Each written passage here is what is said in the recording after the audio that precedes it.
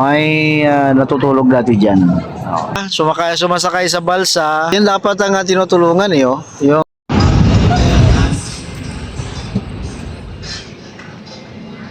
ayan guys, kami Lord shoutout. Ang nakikita nyo na yan ay main post office dito sa Maynila.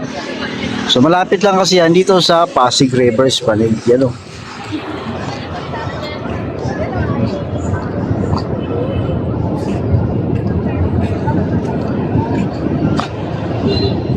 Linis ng Pasig River guys oh. Brown nga lang ang tubig kasi umulan, pero malinis, walang basura masyado.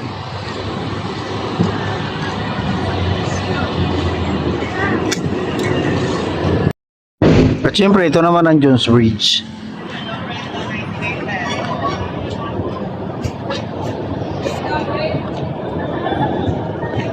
Yun o.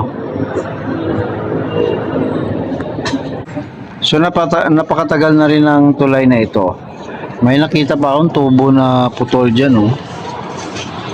So ano kaya nga tubo na yan? So ito yung ilalim ng Jones Bridge. Dati no, nung wala pa ang Pasig River Esplanade, yung mga puwang na yan, yan guys oh, yung bakante na yan, may natutulog dati dyan. Nakikita ko yan dati pag dumaan ako dito, minsan matsambahan na bumababa sila dyan sa gilid no. Noong nandito na ang Pasig River Esplanade no, siguro na nahiya na rin sila or pinaalis yan no. So malapad kasi yan, kaya pwede silang makahiga dyan. Lagyan lang nila ng karton yan, solved na yan no, sa mga puwang na yan.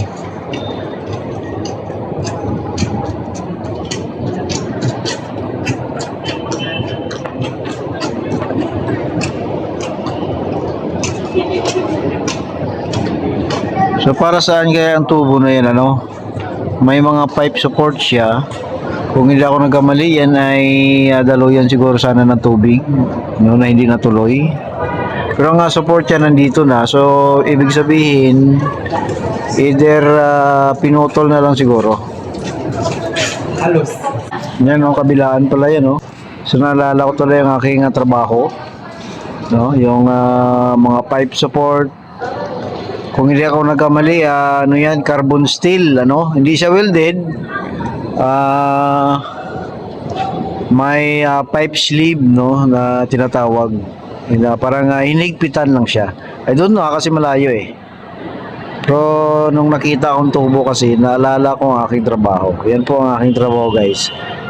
Piping inspector, yan. Mga support na yan, check namin. May U-bolt yan, kaya napansin nyo may butas. So U-bolt lang siya, hindi siya welded type. Yan. So dito naman, water lily, no? Walang katapusang water lily. Parang kahapon pa ito, hindi pa nakuha oh. So yan po ang Jones Bridge, no? So nakita natin yung ilalim kanina. Ang tubig medyo brown pero malinis. Ito lang yung sagabal eh oh. Kasi ang trash boom na harang yung water lily ngayon, yung mga styro, no, mga basura na naiwanan din. Patuloy yan, sa kabila kita nyo may isang nakabalsa, sumasakay sa balsa na nangunguha ng kalakal or yung mga lumulutang na basura, no? Yun yung kinukuha yan, no? Diskarte, no? Para mabuhay. Yan, no? Di ba?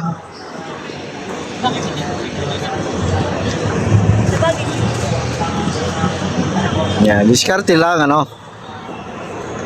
So yan dapat ang tinutulungan eh, oh. Yung mga kumakayod na ganyan, kasi dumidiskarte talaga sila ng patas, di ba? Kita nyo yun sa dulo, guys. No, may nasa balsa na styro at nangunguha ng mga kalakal. No, yan dapat ang tinutulungan ng gobyerno. No, yung mga kumakayod, no, pero siyempre kapos pa rin kahit na kumakayod. No, tutukan muna natin yan bago tayo mag-usap ng yung about sa impeachment, ano, yan oh. Yan, ang galing ni Kuya, no? Saludo Kuya, laban lang, ano? Yan ang dapat kawaan eh. Di ba? Kita nyo yan sa dulo, guys. O, di ba? Yan, layo lang pero makita natin, ano? So, bumalik si Kuya, no? Yan. So, diskarte lang, Kuya, no? Sabi nga, kahit na maliit ang kita, kung pinaghirapan naman, pinagpawisan naman, walang problema yan. Kasi dapat ito, tinutulungan to. Although hindi siya gumagamit ng gasolina, dapat tinutulungan pa rin ng gobyerno to, no? Thinking na mahal ang gasolina, hindi may subsidy, no? Ang mga driver ngayong araw lang, ano, nabalitaan ko na pinangunahan pa ni BBM ang pamimigay ng subsidy, no, sa mga driver, no? Yan. So si Kuya, hindi naman siya gumagamit ng gasolina, pero dapat tulungan ng gobyerno, no? Kumakayod ng patas yan, no? Di ba? Yung iba nga dyan, nanakaw, no? Yan siya kahit na maliit or hirap, no, ang kanyang ginagawa, pero siyempre, no, patas pa rin. Yan.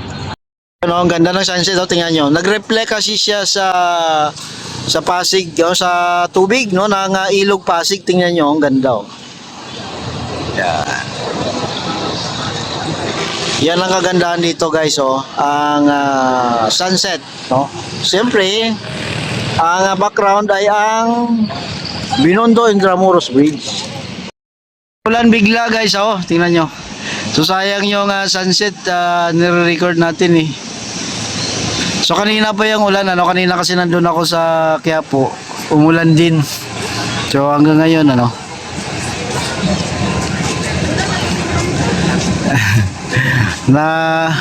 napatakbo tuloy ako wala sa oras. Pero ang ganda na nga sunset sana kanina. Nawala na yun. Ngayon, ang mga tao sugod na naman ulit.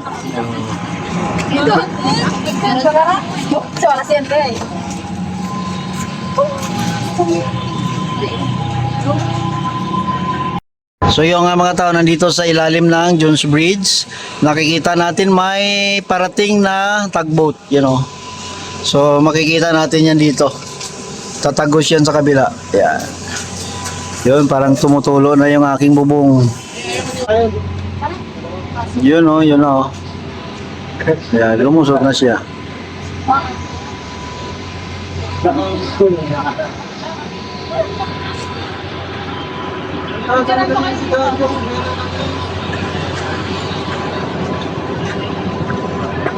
Ay, ang ganda nung... Anong iPhone? Sa'yo? Talaga ng view na to dito, no. Ito yung pinaka-favorite spot ko talaga O, di ba? Pag nandito ka, ang sarap sa feeling.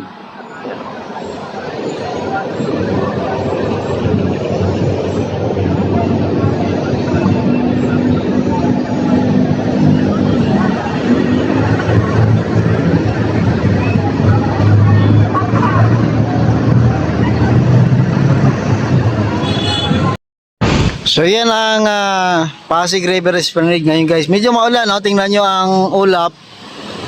May namumuo na ulan, no? So sana hindi naman masyadong lakasan, ano? Pero ngayon, ito yung update dito sa Pasig River Esplanade, ano? Ngayong araw ng Martes. Yan. So ngayon, kahit na medyo umambon ay marami-rami pa rin naman ang namamasyal, ano.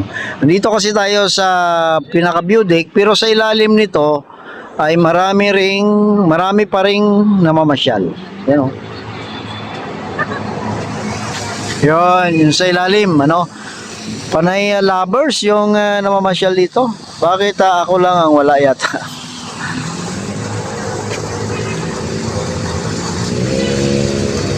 Jones Bridge, walang light display ngayon kasi weekend lang yan, no?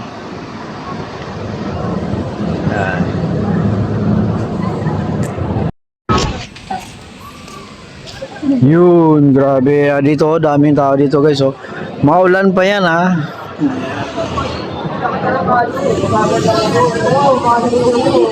Oh, dapat nga naglalakad parang masira ang touch and sakto eh. Ito, ako lang masisira yung touch and dito. Basta